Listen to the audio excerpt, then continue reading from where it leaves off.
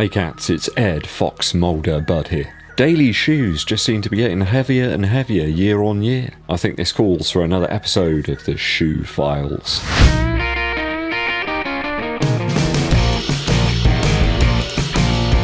Thanks for joining me once again for another shoe-related mystery. Today we examine the strange case of the ever-increasing weight of daily running shoes. I thought with all this new foam that things were supposed to be getting lighter and sort of more forgiving, but it doesn't really seem to be the case. The more expensive ones perhaps are, but all the cheaper stuff, the daily use stuff, is just simply not getting any lighter. I remember with those rose-tinted spectacles on, the wonderful Pegasus 35. Remember the sub 285 gram Zoom Fly from Nike? What a shoe that was. That bonkers light Adidas SL20 from back in 2020.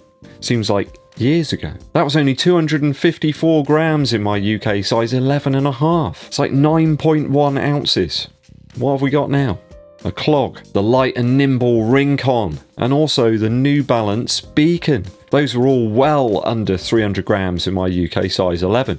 Some of the shoes that we've got these days though can only be described as a Volvo estate in terms of the shape and size. So with all these ridiculously squashy lightweight foams, why is it that the daily running shoes just seem to be getting more and more firm, heavier year on year? And we're talking about top brands here, not obscure stuff. For all the manufacturers, Nike seem to be the chief culprits on this one, cats. You don't need to be no Fox MULDER to figure that one out. The top seller for years and years in terms of the running market was the Pegasus. I think it probably still is actually. You see loads of Pegasus out there.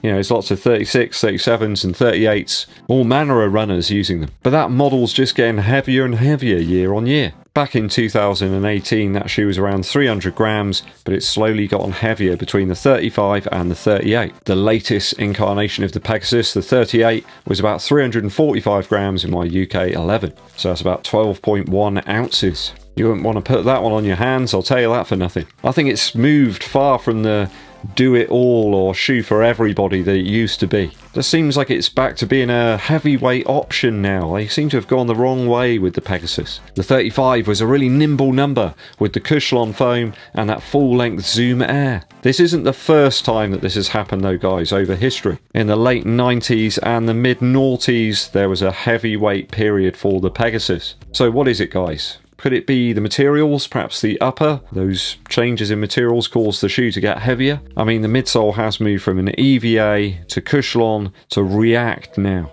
The React midsole certainly seems to make the shoe a lot more durable. I think it's probably lasting a bit longer than the Cushlon version, but of course at the cost of making the shoe quite a bit heavier. React seems to be a little bit more sort of bulbous, I suppose. It's certainly no Cushlon. I really love that stuff. I wish they'd go back to it. I think the extra weight's making this shoe a little bit less of a do-it-all type number. The use case is just that bit slimmer now. It feels like something you want to use perhaps on a more recovery-like effort. It's not really something I'd want to perform some sort of speed work in. It's kind of why I'm liking the Street Fly, really. It's nice and light and nimble, but sadly I don't think it's going to be anywhere near as durable. Less speed sessions in the current Pegasus, more daily grind. It appears as well Nike have loads of similar shoes with the same midsoles. There's just not an awful lot of difference between them. The Infinity Run here, which has got a big slab of React underfoot, really has gone in the wrong direction too. The first version was just so squashy and the React was different. Here we're left with that very firm variety. And again, the shoe's only going in the wrong direction, just getting heavier and heavier. This one was about 343 grams in my UK size 11, yet the original version of the shoe was only 326 grams. So it's a good 20 grams difference there.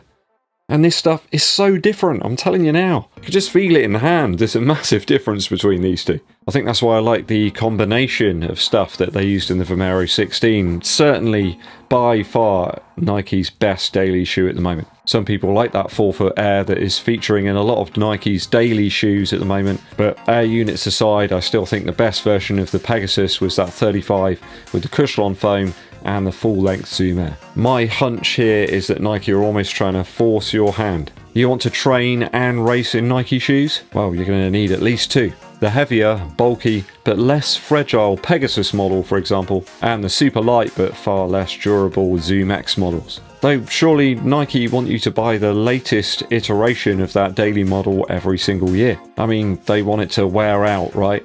So that you buy another one. They'd just be putting themselves out of business otherwise, wouldn't they? What of Adidas now? I dug out the Adidas 4. Oh man, what a shoe. Just nothing to it.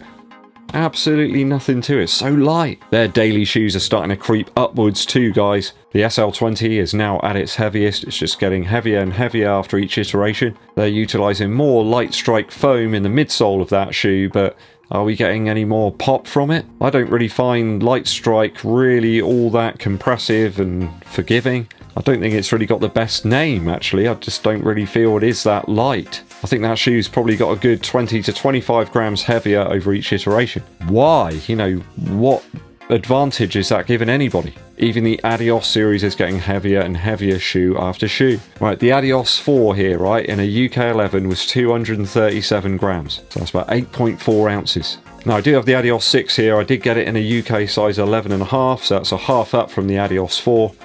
This is 281 grams. I mean, more midsole stack here, but I don't really see anybody perhaps racing in this shoe. You'd absolutely race in the Adidas 4. In fact, I could just use that shoe as a daily sort of training partner. The Lightstrike stuff in here is taking quite a while for people to break in. You didn't need any break in with the slim amount of foam in the Adidas 4. The Boston, well, don't even get me started. The Boston 9 I remember being about 285 grams, and the Boston 10 was a good 350 grams. So all this new tech, all the new foams, but all these sort of daily use shoes are just moving in the wrong direction. I'm just providing myself with more questions here. I'm none the wiser. Is it that Adidas and Nike have found that people just want very, very durable daily shoes, ones that are a bit more cushioned and will just take a pounding? They're not really bothered about weight. Is that what it is? But all the hype seems to around those super cushioned, super critical foam shoes. Now, ASICS are one brand that are handling things very differently. They've been very careful about the implementation of these more modern foams into their existing models. ASICS really do stand out in this aspect from those other manufacturers. The recent versions of the Nimbus and the Keanu lineup show careful implementation to known working midsole combinations. They haven't just gone wild and completely changed everything. I think Nike put an awful lot of stock into that React foam and hoped that it was going to work, and I think that they've lost out a little bit there. See React in practically every single midsole there is going from Nike. It just doesn't seem to work for every type of shoe. ASICS seem to be creating more forgiving yet slightly lighter versions of their well-known models. Yes, they're still heavier than the minimal race shoes, but not many would want to wear the less supportive uppers or very rigid shoes all week. Don't for one moment assume that I mean heavy is bad and light is good. It's not that simple, is it? But there is a very odd trend right now from a lot of manufacturers whose daily shoes supposedly feature all this interesting new midsole tech, but the shoes are just getting more bulky, more clunky, and less useful, less enjoyable to actually wear. It goes against all the marketing that we receive whenever these shoes come out. This is the most comfortable model, the most plush. Some of them are just damn right uncomfortable. Not just talking road shoes here. There's a good 20 grams difference between these two. Terra Kyger 5 and the Terra Kyger 8. 325 grams in my UK 11, and the Terra Kyger 8 is a good 20 grams more. And for the life of me, I can't really see any major benefit here in terms of that extra weight. Has your favourite running shoe model got heavier in recent iterations? Let me know in the comments below. Time for a musical interlude for you. Very exciting to see that Kurt Vile has got a new album coming up for us in April. It's called Watch My Moves. There's only one track out at the moment to listen to from it, which is called Like Exploding Stones. And it's a wonderful tune as well, very laid back. There's some psychedelic vibes in there. All sorts of interesting different instruments that kind of mesh together. Creates a very relaxing sort of sound. There's some fuzzy Kurt Vile vibrato guitar in there. We got some nice buzzy, bright, star-like synths and drums that just sound super clear, very rhythmic, almost like a drum machine. Exactly what I needed just to sort of freshen up my mind, just put my whole sort of body at rest. If this is what we've got coming up from Kurt Vile, it shows a little step up in terms of production, and he sounds a little bit more confident in terms of his voice. In fact, every single album we get from Kurt Vile, he just sounds that little bit more like he should be, like I expect him to sound. Very excited for this one. Watch My Moves by Kurt Vile coming up very soon. Thanks for tuning in and checking out this video today, guys. It's always appreciated. If you've yet to do so, hit that subscribe button and click the bell below for notifications when I roll out those new videos for you. You can really help the channel out too by giving this video a thumbs up like, but also sharing it with your running buddies. My name's EDDBUD, and I'll be seeing you